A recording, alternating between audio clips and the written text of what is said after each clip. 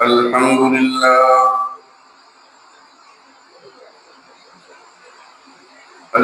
لله وحده، والصلاة والسلام على من لا نبي بعده ولا رسول بعده ولا معصوم بعده. أما بعد فإن خير الحديث كتاب الله، وخير الهدي هدي محمد صلى الله عليه وسلم، وشر الأمور محدثاتها، وكل محدثة بدعة، وكل بدعة ضلالة، وكل ضلالة في النار. أعوذ بالله من الشيطان الرجيم. بسم الله الرحمن الرحيم.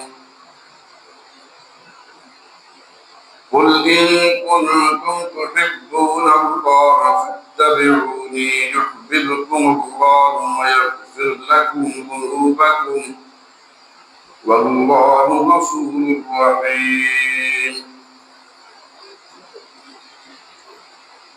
اے پیغمبر صلی اللہ علیہ وسلم لوگوں سے کہہ دو کہ اگر تم اللہ کو دوست رکھتے ہو تو میری پیروی کرو، اور اللہ بھی تمہیں دوست رکھے گا اور تمہارے گناہ معاف کر دے گا، اور اللہ بخشنے والا مہربان ہے۔ سبحان ربک رب العزة عما یصفون، وسلام على المرسلين، والحمد لله رب العالمين۔ حضرات محترم، سورہ آل عمران کی آیت نمبر 31 تلاوت کی ہے اور اس کا ترجمہ میں پیش کیا ہے۔ ترجمے سے آپ حضرات نے اندازہ لگایا ہوگا کہ اس دنیا کا جو نظام ہے، اس ساری دنیا کے اندر جو بھی چیزیں ہیں وہ سب کے سب اس انسان کی خدمت کے لیے بنائی گئی ہیں، اور اپنے الفاظ میں خلاصہ آپ حضرات کو یہ سناؤں کہ انسان کو اللہ کی عبادت کے لیے بنایا ہے، اور پوری کائنات کے اندر جو بھی چیزیں ہیں اس انسان کی خدمت کے لیے لگائی گئی ہیں۔ قرآن کریم کے اندر اللہ پاک ایک مقام فرماتے ہیں وَمَا خَلَقْتُ الْجِنَّ وَالْإِنسَ إِلَّا لِيَعْبُدُونِ، کہ ہم نے جن اور انسان کو محض اپنی عبادت کے لیے پیدا کیا ہے، باقی سب ایک طرف، دنیا کا نظام ایک طرف ہے۔ انسان کی خدمت کے لیے اللہ پاک نے دنیا میں جو چیز ہے وہ سب انسان کی خدمت کے لیے ہے۔ صرف انسان کا یہ کام ہے کہ وہ اللہ کی عبادت کرے، بس اللہ کی عبادت میں کسی کو شریک نہ کرائے، اور رسول اللہ صلی اللہ علیہ وسلم کی اطاعت کرے۔ قرآن کریم کے اندر ایک مقام میں اللہ پاک فرماتے ہیں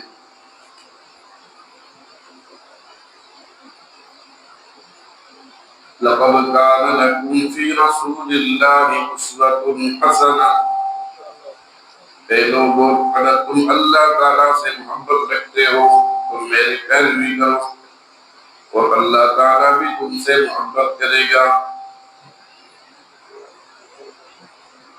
یعنی اللہ تعالیٰ کے رسول صلی اللہ علیہ وسلم کی فرما برداری میں ان کی اطاعت ہوئی اللہ کی فرما برداری ہے۔ اللہ کے رسول کی اطاعت کریں گے تو یقیناً اللہ کی اطاعت ہوگی۔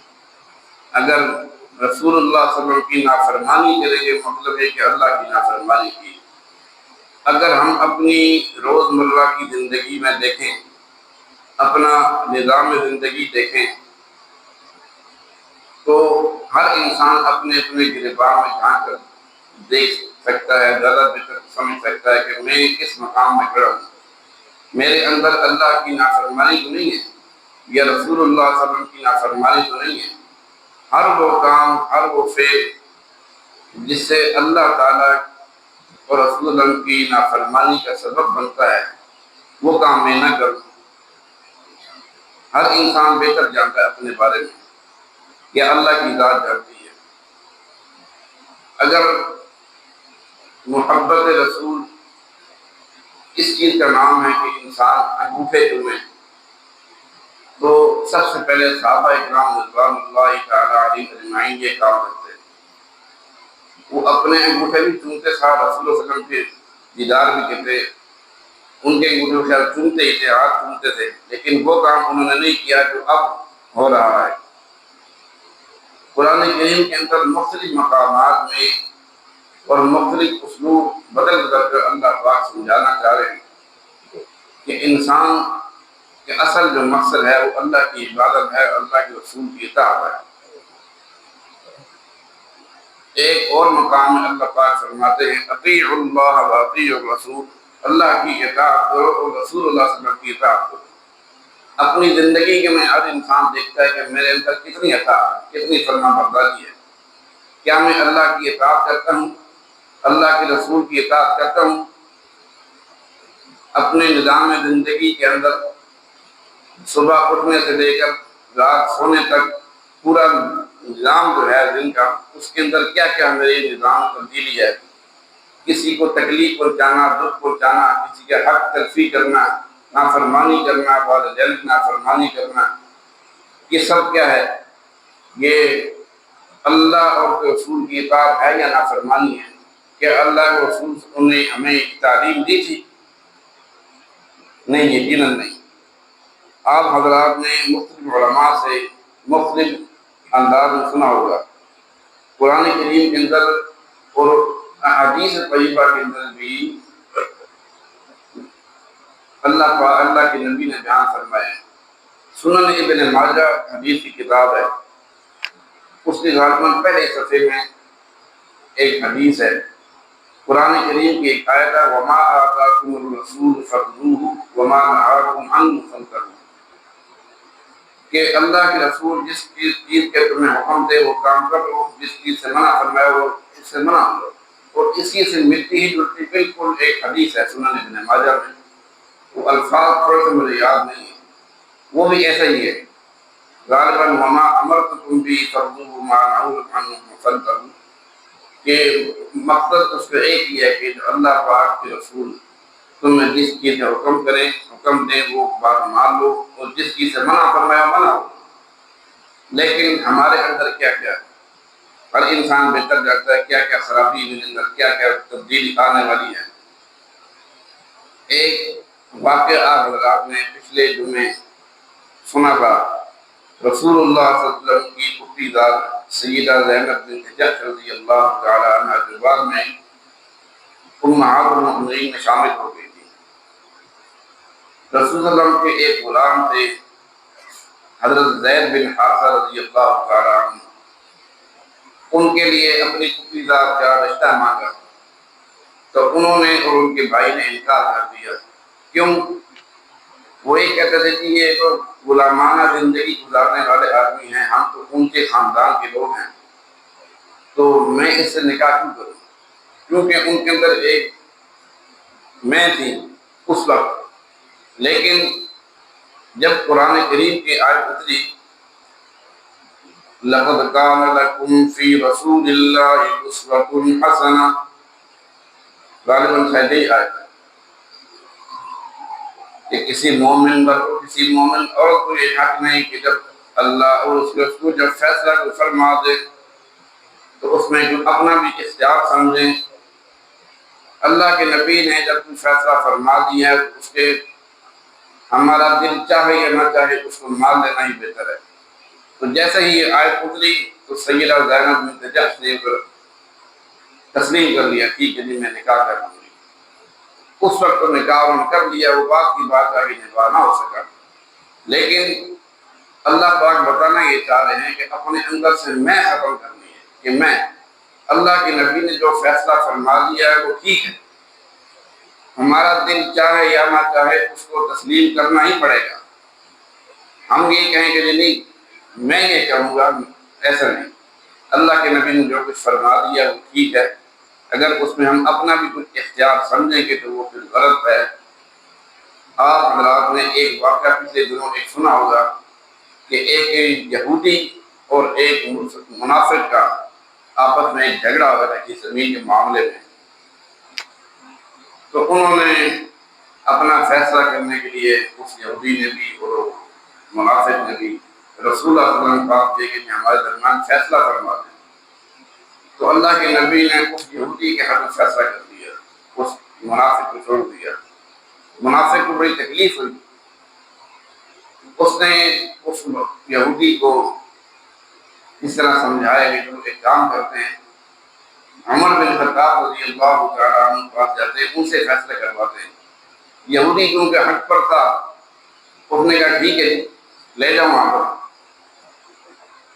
تو منافق اور یہودی حضرت عمر بن خطاب رضی اللہ تعالیٰ عنہ کے پاس گئے اور اپنا فیصلہ ان کو سنایا۔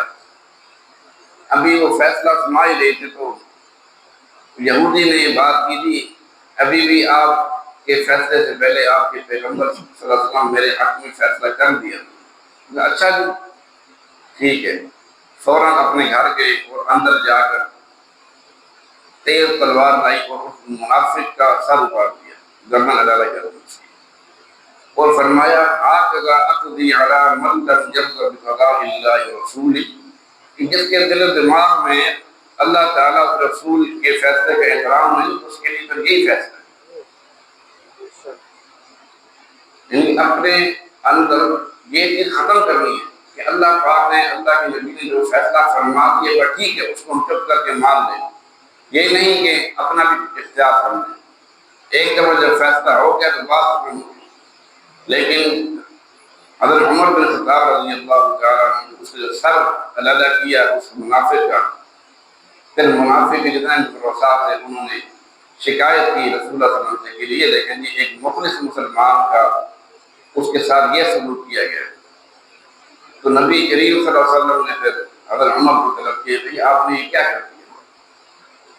ابھی حضرت عمر اپنی صفائی میں کچھ کہہ نہیں لگے، قرآن کریم کی آیت آگئی وحی کے ذریعے فَلَا وَرَبِّكَ لَا يُؤْمِنُونَ حَتَّى يُحَكِّمُوكَ فِي مَا شَجَرَ بَيْنَهُمْ ثُمَّ لَا يَجِدُوا فِي أَنفُسِهِمْ حَرَجًا مِّمَّا قَضَيْتَ وَيُسَلِّمُوا تَسْلِيمًا،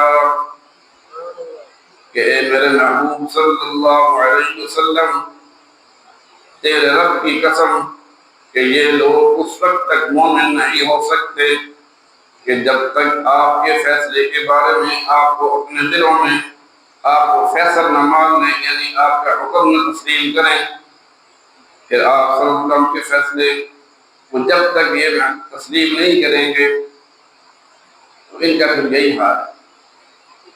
رسول اللہ صلی اللہ علیہ وسلم نے جو فیصلہ فرما دیا ہے اس کو پھر فیصلہ سمجھنا چاہیے، یہ نہیں کہ اپنا کچھ اختیار سمجھیں، ہمارے دل چاہے یا نہ چاہے، ہمارے رسول اللہ صلی اللہ علیہ وسلم جو فیصلہ کیا ہے وہ ہمارے یقیناً بہتری کے لیے۔ اس منافق نے کیونکہ اس کے دل میں خباثت تھی، اس نے اللہ کے نبی کا فیصلہ نہیں مانا، اسی لیے وہ حضرت عمر کے پاس گیا کہ ہمارے بارے میں فیصلہ کر لیں، لیکن پھر حضرت عمر نے جو فیصلہ کیا اس کی گردن نہیں کاٹی۔ جب بھئی میں کون ہوگا؟ جب اللہ کے نبی نے ایک فیصلہ فرما دیا ہے تو پھر میرے پاس آنے کیا ہوگا؟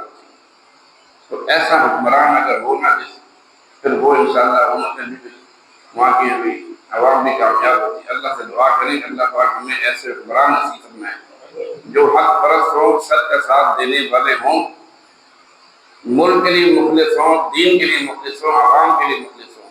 اللہ سے دعا کرنے میں حل ہونی ہے۔ اگر ہمارے حکمران کو کچھ فیصلوں کو ایسا فیصلہ کرتے ہیں تو اللہ سے دعا مانگ اللہ کو ہدایت دے۔ اللہ ہدایت دے سکتا ہے، ہدایت اللہ ہی کے ہاتھ میں ہے۔ اللہ سے دعا فرمائے اللہ جو کچھ ہم نے کہا گیا سنا گیا تھا اس کے مطابق ہمیں عمل کرنے کی توفیق عطا فرمائے۔